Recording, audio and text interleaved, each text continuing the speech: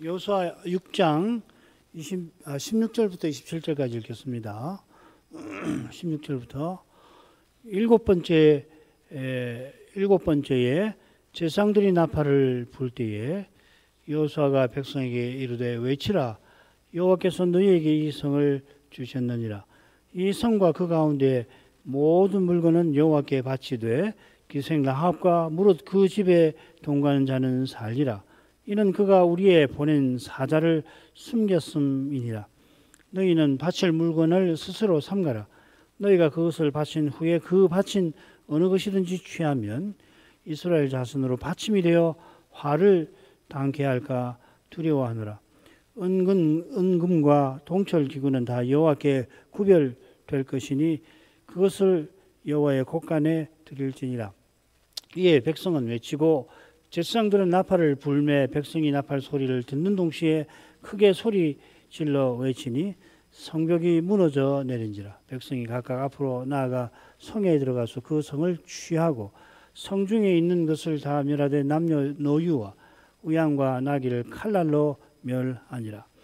여호수아가 그 땅을 정탐한 두 사람에게 이르되 그 기생의 집에 들어가서 너희가 그 여인에게 맹세한 대로 그와 그에게 속한 모든 것을 이끌어내라 하며 정탐한 소년들이 들어가서 라합과 그 부모와 그 형제와 그에게 속한 모든 것을 이끌어내고 또 그 친족도 다 이끌어내어 그들을 이스라엘 진 밖에 두고 무리가 불러 성읍과 그 가운데 있는 모든 것을 사르고 은금과 동철기구는 여호와의 집 곳간에 두었더라.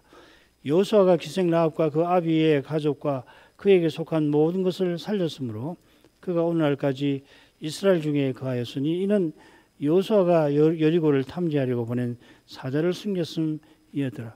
여호수아가 그때 맹세로 무리를 경계하여 가로되 이 여리고 성을 누구든지 일어나서 건축하는 자는 여호와 앞에서 저주를 받을 것이라. 그 기초를 쌓을 때에 장자를 잃을 것이요 문을 세울 때에 계좌를 잃으리라 하였더라. 여호와께서 여호수아와 함께 하시니 여호수아의 명성이 그 온 땅에 퍼지니라.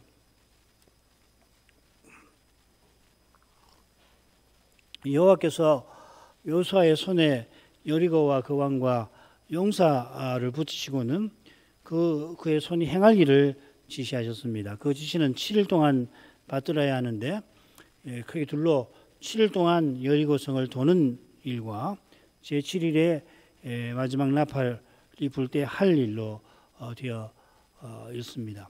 이 본문을 읽을 때 이 둘로 나누어서 여호수아가 줄곧 설명을 하고 있습니다. 지난 시간에 첫째 날 성을 돈 데까지 11절까지 살폈죠. 나머지 날들로 나아가십시다. 12절부터 15절 읽습니다. 여호수아가 아침에 일찍이 일어나니라. 제사장들이 여호와의 궤를 메고 7 제사장은 7 양각 나팔을 잡고 여호와의 궤 앞에서 계속 진행하며 나팔을 불고 무장한 자들은 그 앞에 행하며 후군은 여호와의 궤 뒤에 행하고 제사장들은 나팔을 불며 행하니라. 그 제2일에도 성을 한 번 돌고 진에 돌아오니라. 여세 동안을 이같이 행하니라. 제7일 새벽에 그들이 일찍 일어나서 여전한 방식으로 성을 7번 도니 성을 7번 돌기는 그날 분이었더라. 둘째 날에 이스라엘이 여리고 성을 돈 내용이 12절부터 14절 상반절까지 나옵니다. 14절에 그 제2일이 나오죠. 이게 이튿날이란 말입니다. 번역을 정하게 하느라고 했는데 이튿날입니다.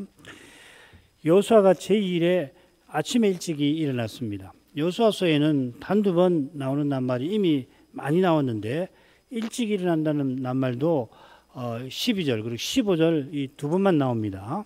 12절에는 여호수아가 아침에 일찍 일어났고 15절에는 행진대열이 새벽에 일찍 일어났습니다. 백성도 다 일찍 일어났겠죠.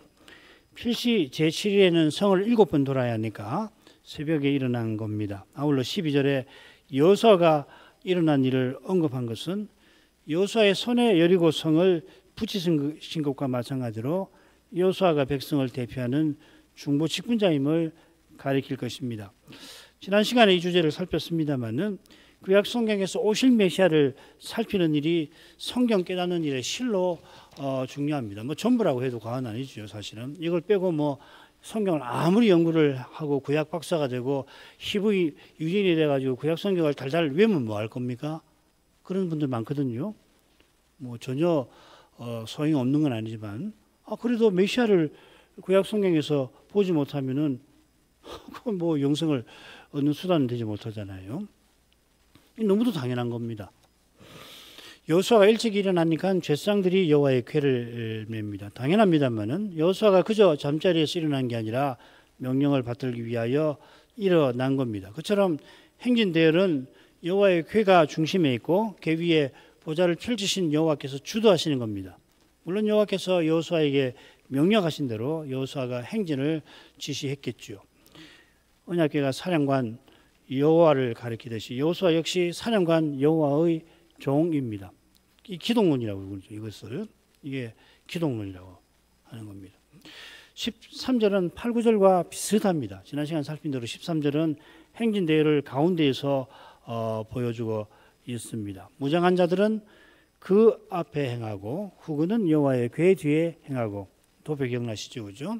그래서 앞에 서면 전이대, 양각나팔, 여호와의 궤, 후군 이렇게 되는 겁니다.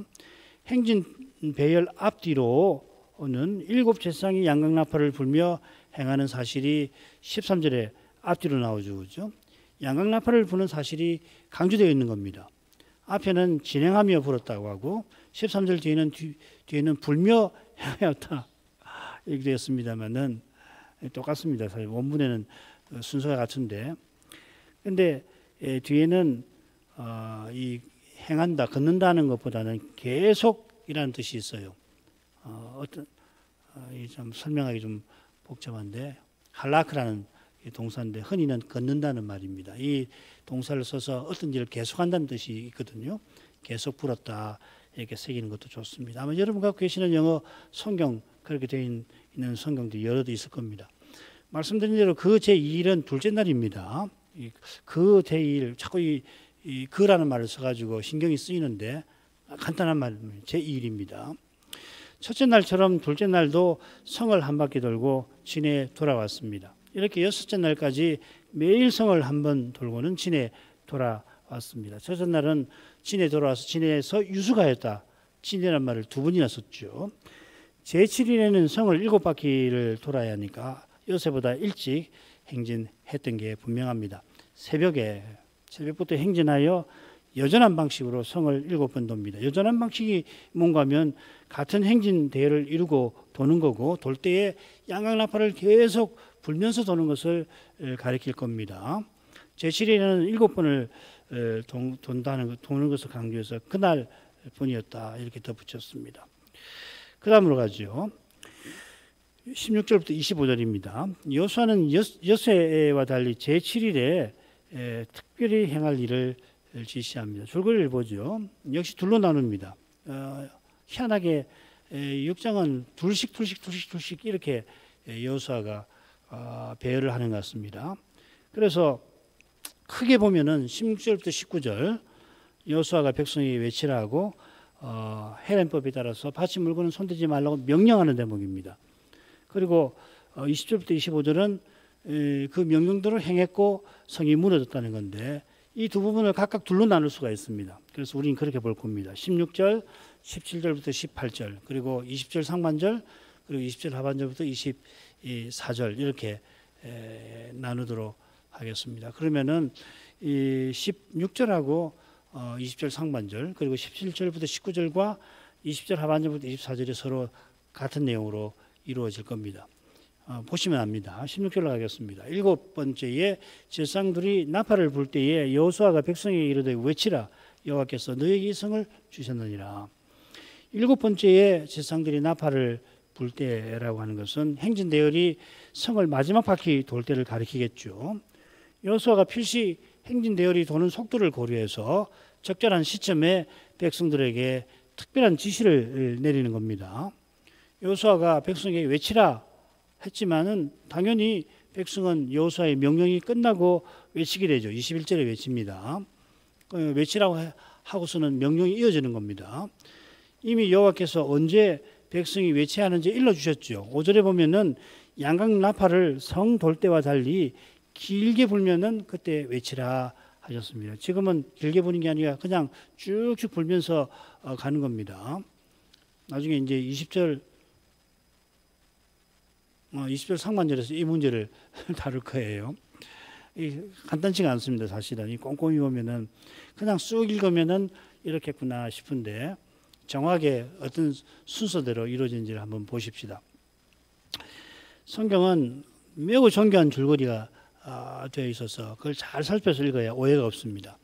여호수아는 외치라고 하고서는 그 이유로서 여호와께서 너에게 이 성을 주셨다 합니다. 이미 여호와께서는 여리고 성을 여호수아의 손에 붙이셨죠. 주셨습니다. 똑같이 준다는 말입니다. 그 약속대로 이제 여리고 성을 차지하게 하십니다. 구리뱀을 보아라 하고서 죽어가던 자들을 살리신 것처럼 이제 외치라 하시고 약속대로 여리고 성을 친히 주려 하십니다. 이스라엘은 힘을 다해 외치지 않을 수가 없을 것입니다. 우리가 장차 그리스도와 같아지게 하시려고 그리스도를 믿지 않을 수 없게 하시는 겁니다. 이스라엘의 외침이 성이 붕괴되는 데 어떤 물리적 작용을 했을런지 물리학자는 설명하려는지 모르겠습니다만은 설명했다 하더라도 이스라엘이 성을 무너지게 했다 그렇게 말하지는 못할 것 같습니다. 요단을 건널 때 아담 읍 근방에서 물 무더기가 이루어진 것에 대해서 자연과학적인 설명이 없지는 않습니다만은 어떻게 제사장 발이 닿는 바로 그 순간에 이런 일이 일어났나 그걸 우연이라고 말한다면 하나님께서 기적을 행하셨다고 고백하는 것보다 우연이라고 말하는 것이 결코 그 자체로 낫지 못하겠죠. 인간의 상식이나 이성의 판단에 비춰봐서 하나님께서는 얼마나 지혜로우신지 과학자들이 발견하는 자연 법칙을 통해서라도 놀라운 일을 얼마든지 행하십니다. 기적의 표준적인 정의는 뭐냐면 자연 법칙을 거슬러서 어떤 일이 이루어지는 것을 기적이라고 하지 않습니까? 그렇지만은 하나님께서는 법칙을 쓰서라도 그런 기적들을 얼마든지 행하시는 분입니다. 우리가 모를 뿐이죠. 이스라엘의 외침에 여리고가 무너진 일이 과학적 견지에서 놀라운 일이겠지만 그 일을 통하여 하나님이 구속 역사에서 이루시는 일은 훨씬 놀라운 일입니다. 그게 바로 메시아를 보내시는 그 일을 행하고 계신 것이죠. 그 다음으로 가겠습니다. 17절부터 19절. 이 성과 그 가운데 모든 물건은 여호와께 바치되 기생 라합과 무릇 그 집에 동거하는 자는 살리라. 이는 그가 우리에 보낸 사자를 숨겼음이니라. 너희는 바칠 물건을 스스로 삼가라. 너희가 그것을 바친 후에 그 바친 어느 것이든지 취하면 이스라엘 진으로 바침이 되어 화를 당하게 당케 할까 두려워하노라. 은금과 동철 기구들은 다 여호와께 구별될 것이니 그것을 여호와의 곳간에 드릴지니라. 바칠 물건과 라합에 관해서 특별히 여호수아가 지시합니다. 바칠 물건을 여호와께 바치라 하는 명령이 17절 상반절 그리고 19절에 나오죠. 가운데 라합을 살리라는 명령하고 바친 물건을 취하지 말라는 금령이 강조가 되어 있긴 합니다. 자, 우선 이 성과 그 가운데 모든 물건은 여호와께 바치되, 이 바치되 하고 새긴 낱말이 실로 중요합니다. 그대로 이 바치되라는 말을 원문 그대로 살려서 번역하면 이렇습니다. 그런데 이 성은 바친 것이 될 것이고 이 헤렘이라고 하는 말입니다. 그것과 그 안에 모든 것도 여호와께 이렇게 되어 있어요. 이 헤렘이라고 하는 이 명사입니다. 동사는 하람이고요. 하람이라는 말도 여러 개 나오는데 이 헤렘이라는 말이 여호수아의 12번 여리고성과 관련해서 12번 6장 7장에 이렇게 나옵니다. 이 표현이 6장에 4번 나오는데 어떻게 번역이 되냐 보십시오. 바치되 이 동사로 번역되었습니다. 바칠 물건, 바친 것, 바침 4번인데 다 다르게 번역을 했습니다. 굉장히 어렵다는 이야기입니다. 간단치 않다는 이야기입니다. 이 낱말은 받침이 되어서 화를 당한다. 이 보통화가 저주를 당하는 겁니다. 그런 뜻이 있는가 하면 여호와께 바치는 여호와의 것이 되어서 여호와의 성소에 귀속된다는 뜻도 있습니다. 헤렘이라고 하는 것은 여호와께서 성소 삼으신 이 가나안 땅에서 잠시도 두고 보실 수 없이 악해서 여호와께서 철저히 심판하신 일을 가리키는데 그 심판이 되죠. 아울러서 이 여호와의 심판을 견디고 남은 것도 이 헤렘이라고 하는 겁니다. 그게 복잡하죠. 여호와께서 철저히 심판하시는 것이니 가증한 것인데 그 철저한 심판을 받고 남은 것은 여호와께 거룩한 것이 됩니다. 본래 가증한 건데 이 심판을 받았으니까 거룩한 것이 되는 것이에요.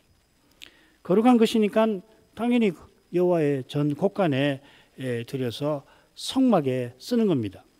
코라의 반역 때 레인 250인이 이 놋 향로를 들고 있다가 여호와의 영광 구름에서 불이 나와서 그들을 삼키고 그들이 들고 있던 놋 향로는 그 불을 통과하였기에 이 번제단 수리하는데 이 편철로 만들어서 이 번제단 달고 그러면은 거기 수리하도록 했죠.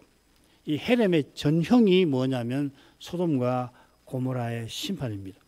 그 심판을 통과하고 남은 소금, 이 소금을 반드시 제사에 뿌리게 했죠. 그래서 소금 언약이라는 말이 있습니다. 이 소금 언약이라는 말의 핵심은 십자가를 가리키는 거예요, 결국은.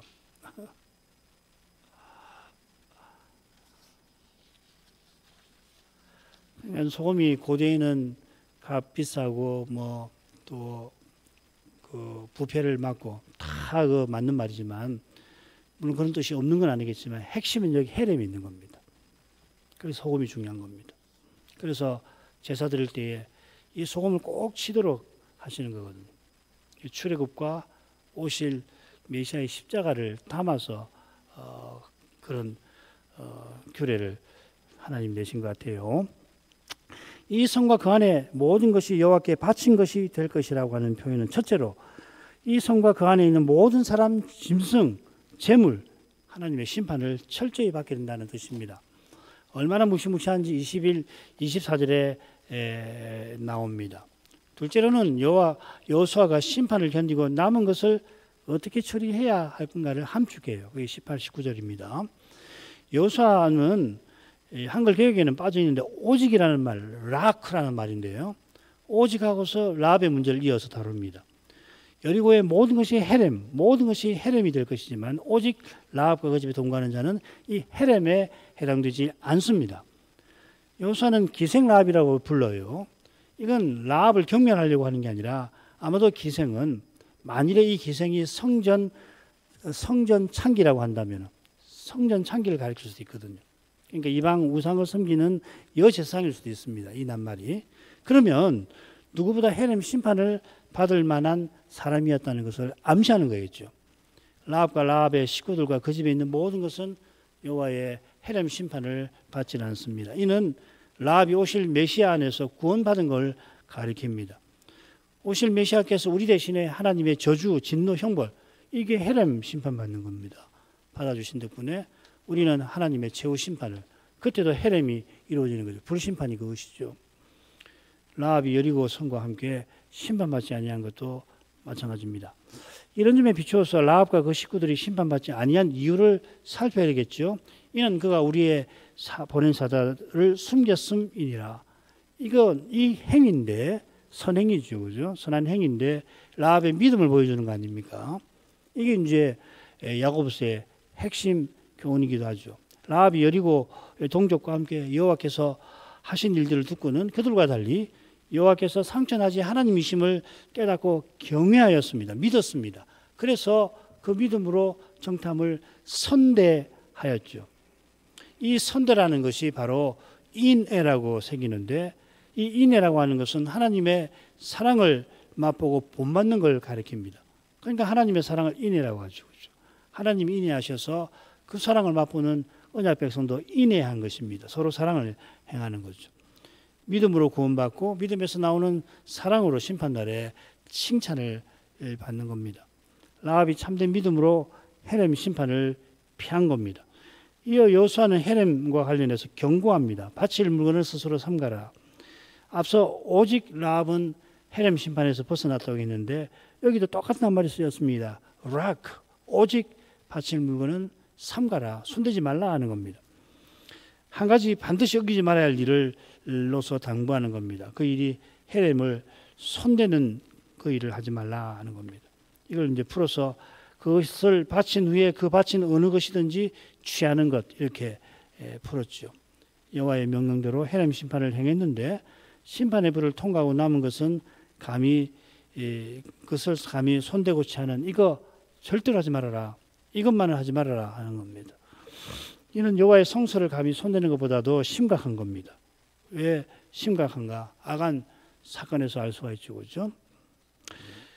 바로 이어서 나옵니다. 얼마나 두려운 것이면 이스라엘 진으로 받침이 되어 화를 당케 합니다. 한 사람이 성소나 성물을 함부로 접촉하면 그가 목숨을 잃고 백성 중에서 끊어집니다. 그런데 헤렘을 어기면은 어긴 사람은 물론이고 그 집안도 마찬가지고요. 이스라엘 진이 헤렘 심판을 당한다 하였습니다. 아간 때문에 아이 전투에서 이스라엘 진영이 큰 패배를 당하게 될 겁니다. 하나님께서 용서해 주셔서 아이 전투를 마침내 승리하게 하셨지만 그만큼 무서운 죄지요.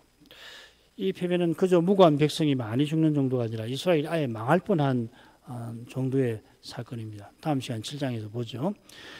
19절의 주제는 이미 설명해 드렸습니다. 은근과 동철기구는 다 여호와께 구별됩니다. 여호와의 것으로 구별된다, 성별된다 이 말이죠. 거룩하게 구별됐다는 겁니다. 이 귀한 금속들은 헤렘 불을 통과하고 남았습니다. 심판을 통과했으니 거룩한 거죠. 거룩한 것이라 여호와의 곳간에 드리고 성막에 쓰는 겁니다. 자, 넘어가죠. 20절 상반절. 이에 백성은 외치고, 한번 잘 들어보세요. 이에 백성은 외치고 제사장들은 나팔을 불매 백성이 나팔 소리를 듣는 동시에 크게 소리 질러 외치니 성벽이 무너져 내린지라. 여호수아의 말이 마치자 백성은 외쳤지요. 그런데 좀 복잡합니다. 백성이 외치는데 제사장들이 나팔을 불었고 백성이 나팔 소리를 듣는 동시에 소리를 질렀다 이렇게 되었습니다. 이게 만약에 4개의 동작이 나오는데 이 4개의 동작이 시간 순서대로 기록한 것이라고 본다면 설명이 필요할 거예요. 예를 들면 여호수아의 말이 마치니까 백성이 외치라고 했으니까 그 명령을 따라 외쳤는데 이 여호수아의 지시를 제대로 따른 게 아니고 왜냐하면 나팔 소리가 나면 외치라고 했으니까 그때 제사장들이 여호와의 명령대로 나팔을 길게 불었고 길게 부른 나팔 소리를 듣고서는 다시금 제대로 큰 소리로 외쳤다. 이걸 여호수아가 설명했을 수가 있는데 저는 그렇게 생각하지 않습니다. 이건 정황하고 너무 안 맞는 이야기.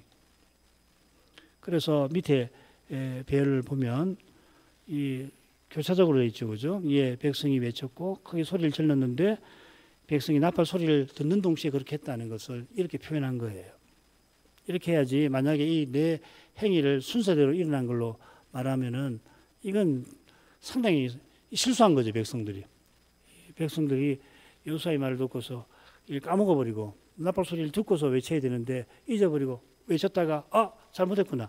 그래서 제사장들이 나팔을 부니까 이제 외쳐야지 이랬다는 거 아니에요? 그래야 설명이 될 거 아니에요. 그건 아닌 것 같아요.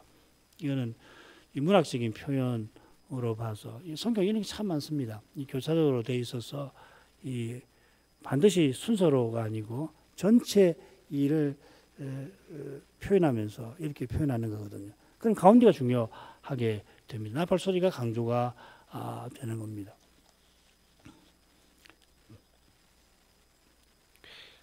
여기 이제 그 백성이 나팔 소리라고 이렇게 되어 있잖아요. 앞에는 제사장들이 나팔을 불매 백성이 나팔 소리를 듣는 여기 나팔 소리는 사실 독특하게 표현이 됐습니다. 단수고요. 그 나팔의 소리 이렇게 됐습니다. 단수로. 지금 나팔이 7이잖아요. 그러니까 여기 지금 6장에는 나팔, 양각 나팔 할 때 항상 복수를 양각 나팔들. 여기는 단수가 쓰여 있어요. 나팔 소리, 그 나팔 소리. 그러니까 이런 것은 문학적으로 이해를 해야지 하나하나 인위적으로 풀면은 무리가 있을 겁니다. 결론만 말씀드리면 나팔 소리를 강조하고 있는 겁니다. 시내산에 여호와께서 언약 세우실 때 모세가 양각 나팔을 길게 불면 백성이 산에 앞에 이르게 되죠. 그러니까 연기가 자욱하고 온 산이 진동하더니 이번에는 나팔 소리가 사람이 분 나팔 소리가 아니라 신비한 나팔 소리가 커졌습니다. 말씀드린 대로 이 나팔은 이 모세가 불리한 나팔 소리가 아닙니다.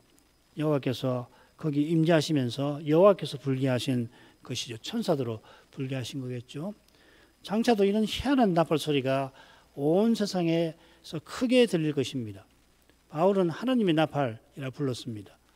그때 그리스도께서 모든 천사를 이끌고 오십니다. 호령과 천사장의 소리와 나팔 소리 이렇게 되죠. 나팔 소리가 들리면은 그 즉시로 우리는 부활의 몸을 입게 되는데, 그처럼 주께서도 원수들을 철저히 심판하실 것입니다. 그처럼 이 여리고 성을 심판하실 때도 여호와께서 나팔을 불게 하셨습니다. 나팔 소리를 듣고는 백성이 큰 소리로 외치니 성벽이 무너져 내렸습니다. 예언하신 그대로입니다. 그리하면 성벽이 무너져 내리리니, 성벽이 무너져 내린 것은 말씀하신 대로 이루신 것을 가리킵니다. 백성이 여호와의 말씀을 따르니까 약속대로 성이 무너지게 하신 겁니다. 그 다음 가죠. 마지막 부분은 크게 한 넷으로 나눈 것 같은데 둘씩도 나눴을 겁니다. 그렇게 보도록 하겠습니다. 먼저 헤렘 심판을 시행합니다. 여호수아 6장 20절 하반절 21절 백성이 각기 앞으로 나아가서 성에 들어가서 그 성을 취하고 성중에 있는 것을 다 멸하되 남녀 노유와 우양과 나귀를 칼날로 멸하니라. 이게 제가 아까 분류한 거하고 조금 다르네요, 그죠?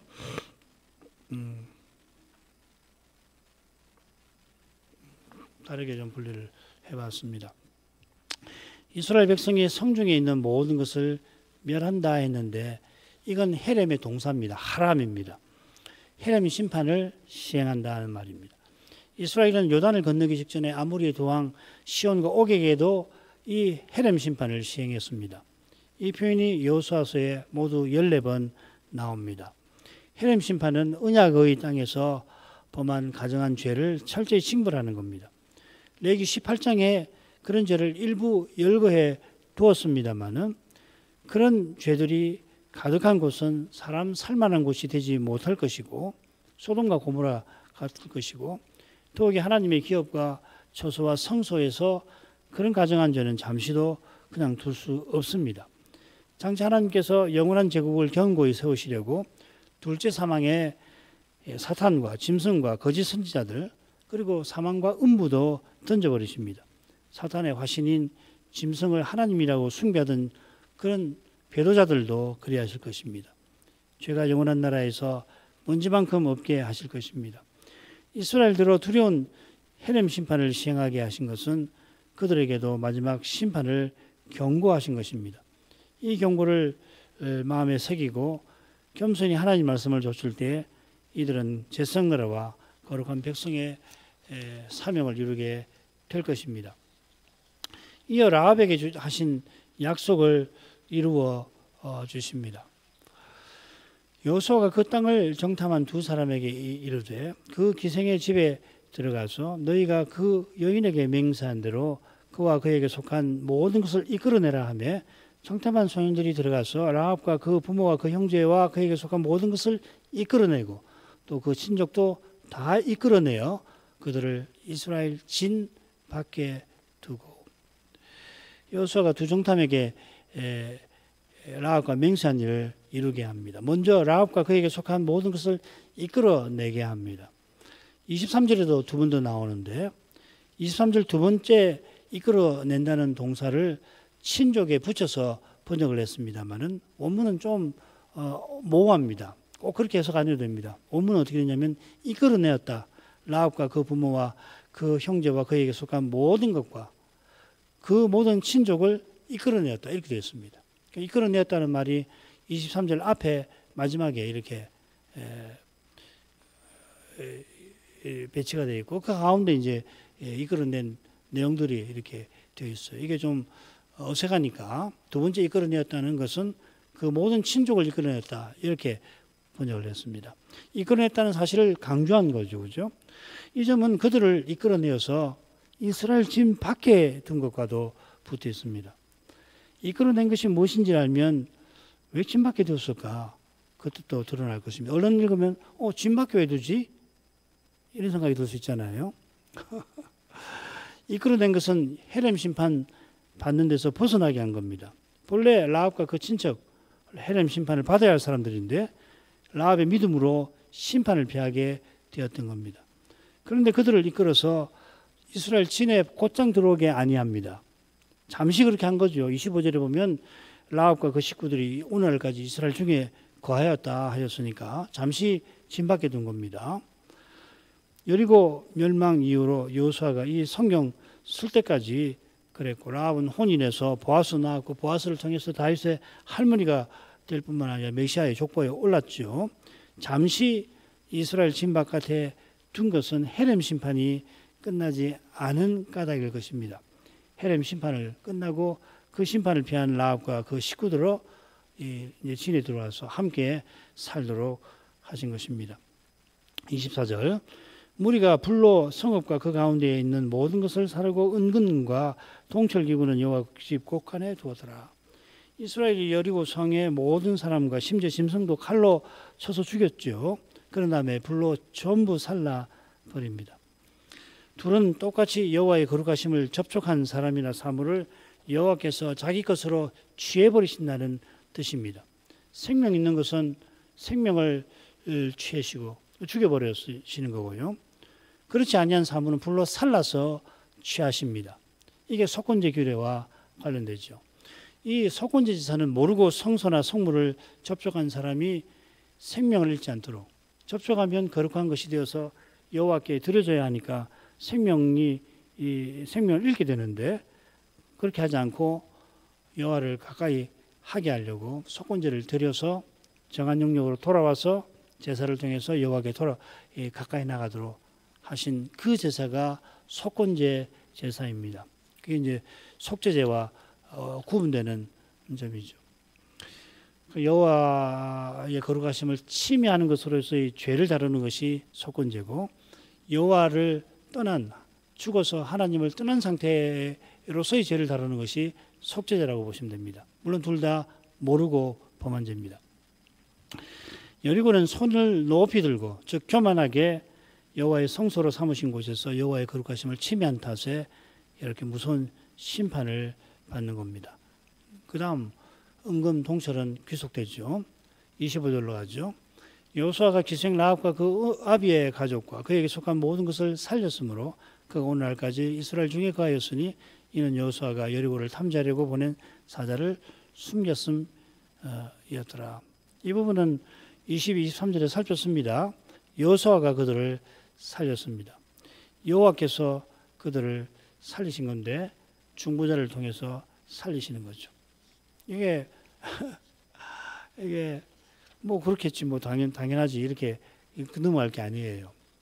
이런 데서 기독론 그리스도를 볼 수 있어야 합니다. 자, 26, 27절로 하죠. 여호수아가 그때 맹세로 무리를 경계하여 가로되 이 여리고 성을 누구든지 일어나서 건축하는 자는 여호와 앞에서 저주를 받을 것이라. 그 기초를 쌓을 때에 장자를 잃을 것이요 문을 세울 때에 계자를 잃으리라 하였더라. 여호와께서 여호수아와 함께 하시니 여호수아의 명성이 그 온 땅에 퍼지니라. 26절은 여호수아의 맹세입니다. 헤렘 심판을 받은 여리고 성을 일어나서 건축하는 자에게 여호와의 저주가 반드시 임하게 될 거라고 경고하는 겁니다. 경고한 일은 개인 집을 짓는 게 아니라 성을 쌓는 겁니다. 이 일은 그냥 쌓는 게 아니라 일어나는 행위. 이건 전쟁 행할 때에 흔히 쓰는 말이에요. 코움이라는 말이거든요. 여호와 하나님이 여호와여 일어나소서 할 때 그 말입니다. 내 원수와 싸워주소서 그 말이거든요. 이는 여리고를 쌓아서 적군을 막고자 하는 것이겠습니다마는 그러나 여호와를 대적하는 행위죠. 이게 바로 그 타락한 아합 시대에 일어났습니다. 히엘이 악한 왕의 지시를 받고 히엘이 뭐 자기가 뭐 성을 쌓았겠어요. 개인적으로 아합이 쌓으러 가니까 아합이 얼마나 타락한 사람이라는 걸 알 수가 있죠. 이게 이제 16장인데 3년 반 동안 기근이 이어질 거고 끝에 가서 나봇을 죽인 그 인물 아닙니까? 그러니까 아합이 이 여호수아의 경고를 무시하고 히엘에게 지시했다. 히엘이 저주를 당한 겁니다. 자, 이건 넘어가죠. 여호수아가 이 성경을 썼을 텐데 자기 이야기를 여리고 정복 끝에다가 붙입니다. 이 여호수아가 자기 이야기를 해요. 덧붙이는 내용이 뭐냐면 이유는 그가 오실 메시아를 바라본 것과 붙어 있는 겁니다. 자기 자랑하는 거 아니죠, 그죠? 나는 특별한 사람이다. 나는 여호와가 함께 하시는 모세같이 굉장히 특별한 사람이다. 그 이야기하려고 하는 게 아니겠죠, 그죠? 여호수아와 함께 하시는 여호와께서 그와 함께 하시는 거기에 이스라엘의 구원이 있습니다. 예수님께서 십자가 지시기 직전에 아버지께서 나와 함께 계신다 하시면서 제자들에게는 버림 받으시며 아버지의 뜻을 다 이루셨습니다. 거기에 우리의 구원이 있습니다. 하나님이 메시아와 함께 하셔서 그를 통하여 우리와도 함께 해주시는 겁니다. 이런 구원을 바라하면서 여호수아가 자기의 명성에 관하여 기록한 것입니다. 이게 중요하잖아요. 앞으로 치를 전쟁에 있어서 여호수아의 명성이 권위가 중요하잖아요. 하나님께서 자기를 권위 있게 하셔서 사명을 이루도록 하셨다. 이는 자기 백성을 구원하시려고 그리고 오실 메시아를 바라보게 하시려고 그런 거다. 그 말이겠습니다. 기도할 제목 읽죠. 여호수아는 여리고 정복에서 헤렘 심판을 상세히 언급합니다. 그 내용이 3분이 넘습니다. 이 심판에 이스라엘이 참여하게 하십니다. 그에 앞서 여리고 성을 무너지게 하시는 일에도 그리 하게 하십니다. 성이 백성의 외침에 무너집니다마는 그 외침을 여호와께서 써주신 겁니다. 이스라엘이 한 자리에서 한 목소리로 외쳤다고 해서 그 목소리 자체로 성을 무너지게 하거나 더욱이 하나님의 구원에 기여하지 못합니다. 이스라엘 전체가 한 자리에서 큰 소리 외쳤다고 해서 구원에 무슨 기여를 합니까? 너무도 우스꽝스러운 이야기 아니에요? 제 말이에요. 그처럼 우리가 말씀을 쫓아 순종했다 하더라도 순종 자체가 하나님 은혜입니다. 우리의 선행 자체는 구원의 기여는커녕 오히려 장애가 됩니다. 이스라엘이 본질적으로 여리고 사람보다 나아서 헤렘 심판에 참여하는 게 아닙니다.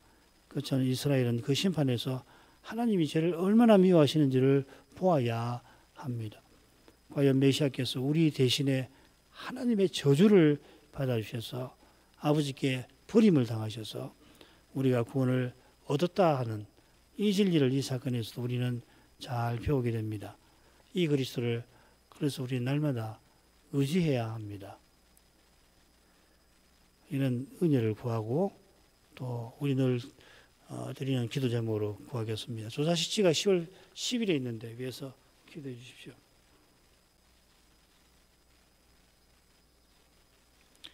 기도하겠습니다.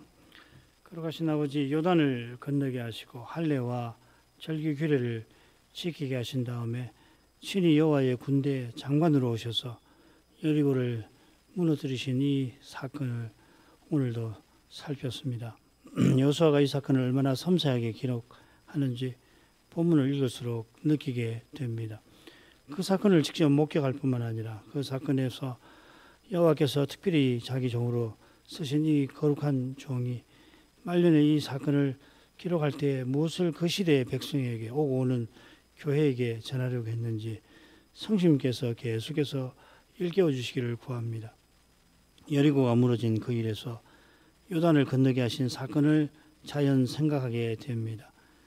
여호와의 궤에 맨 제상이 그 발이 강에 안전히 디디고 설 때 놀랍게도 도도하게 흐르던 그 강물이 저 멀리 아담 읍 근방에서 무더기를 이루게 하시고 그 많은 백성이 남녀 노유가 많은 땅을 걷듯이 강을 건너게 하셨습니다.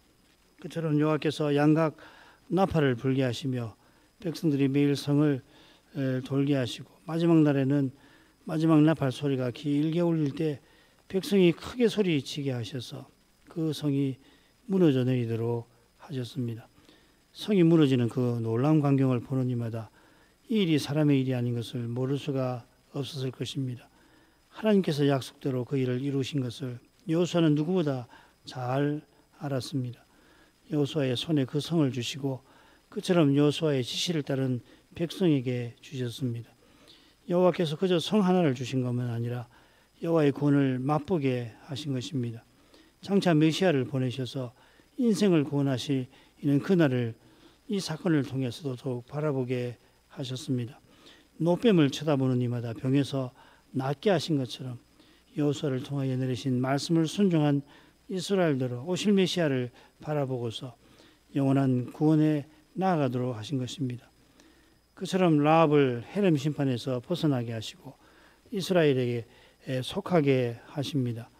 그가 멸망할 자기 동족처럼 여호와께서 하신 일들에 관하여 들었을 때 그들과는 달리 여호와를 상천하지에 참 하나님이심을 깨닫고 경외하게 하셨으며 그러한 믿음으로 두 정탐을 선대하게 하신 것처럼 이제 여호와의 그 선대하심을 맛보게 하신 것입니다. 그가 보아스의 어머니가 되고 다윗의 할머니가 되게 하셨습니다. 여호와께서 여호와의 종으로 세상에 오시는 그 일에 이 여인을 귀히 써주셨습니다. 자비하신 아버지여, 하나님이 행하시는 일이 실로 거룩하여서 인생의 생각을 넘어서십니다. 주의 말씀에서 주의 거룩한 사랑에 관하여 더욱 깨닫게 하시옵소서. 이 거룩한 사랑을 깨닫는 이마다 이스라엘들의 헤렘 심판을 시행하게 하신 그 거룩한 뜻과 의미를 모를 수가 없나이다. 하나님이 죄를 얼마나 미워하시는지를 십자가에서 늘 깨닫게 하시옵소서. 그것이 아들을 아끼지 않고 내어주신 아버지의 사랑을 제대로 맛보는 그 길이 되겠습니다. 하나님께서 인생을 그리스도 안에서 얼마나 후대하시는지를 알게 하셔서 그 사랑에 합당하게 행하게 하옵소서. 날마다 죄를 멀리하게 하시고 그리스도를 이 몸에서 존귀케 되시게 하는 그 일에 힘쓰게 해 주옵소서. 그리스도처럼 아버지를 늘 가까이 하게 하시고 그리스도와 함께 아버지께서 친히 구원의 일을 다 이루시는 거기에 쓰임을 받게 하옵소서. 이 시대에 이러한 은혜를 누리는 것이 결코 쉽지 아니합니다. 눈앞의 현실은 연약한 인생에게 너무도 힘듭니다. 벅찹니다. 낙담하기가 너무도 쉽습니다. 소망을 찾을 길이 없어 보입니다. 그럴 때마다 그리스도를 바라보게 해 주옵소서. 그리스도께서 오직 소망이십니다. 영광의 소망이십니다. 그리스도 외에 바라는 것이 다 없어지게 하려고 고난의 현실에 두시는 줄 믿습니다. 사람의 꾀와 힘으로 행하지 않게 하시는 줄 압니다. 거기서 참된 소망이 무엇인지, 왜 그리스도께서만 소망이신지를 깨닫게 하시며 더욱 바라보게 하십니다. 거룩하신 아버지, 이제도 다시 오시는 그리스도를 간절히 바라봅니다. 예수님의 이름으로 기도합니다. 아멘.